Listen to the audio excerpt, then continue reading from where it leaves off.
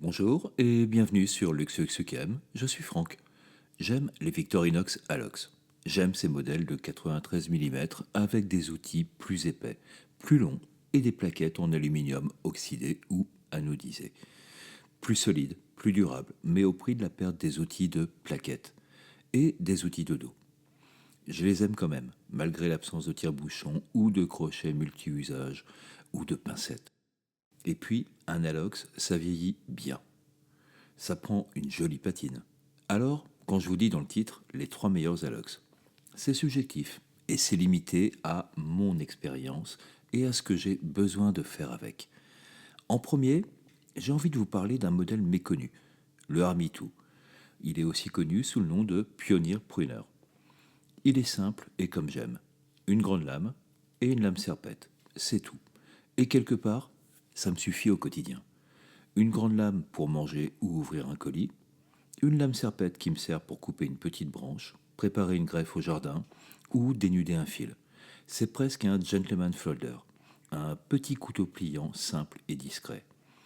Il est dans le même esprit que les Stockman, ce grand classique américain avec 3 lames. J'ai déjà fait une vidéo sur le sujet, je vous mettrai un lien à la fin. Parce que, après tout, un couteau, c'est d'abord une lame. Et c'est mieux quand il y en a plusieurs. J'avais aussi envie de vous parler du Soldier 1961 et de sa version civile, le Pioneer. Oui, c'est vieux comme modèle, ça date de 1961. Les outils entre le Pioneer et le Soldier 61 sont les mêmes. Les seules vraies différences sont l'anneau présent sur le Pioneer, un emplacement pour une gravure sur une des plaquettes du Pioneer, et pour la petite histoire, sur le Pioneer, c'est le logo Victorinox qui est présent, et non pas l'emblème suisse comme sur le Soldier. Côté outils, ça reste identique. Un ouvre-boîte tournevis, un décapsuleur tournevis,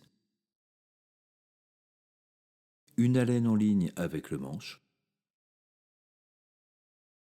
et bien sûr une grande lame.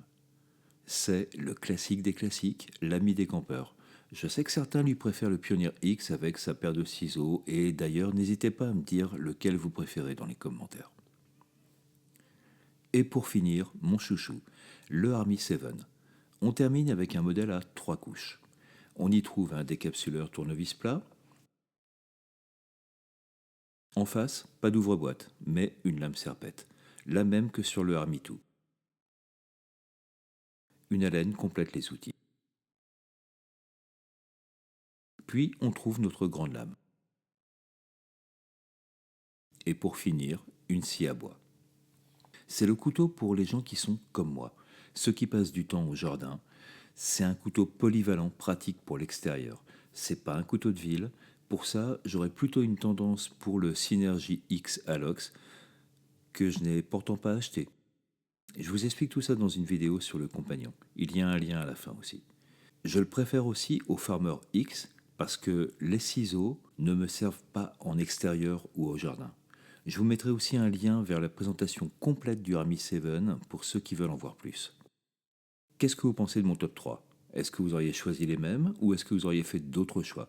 Dites-moi tout ça dans les commentaires. Je veux savoir ce que vous en pensez. Si vous avez aimé cette vidéo et que vous avez envie d'en voir plus, n'oubliez pas de vous abonner. Merci de liker, de partager, de commenter. Ça aide vraiment la chaîne à grandir. Merci d'avoir regardé. Je suis toujours Franck et vous regardez toujours LuxUXUCAM. Prenez soin de vous et à bientôt.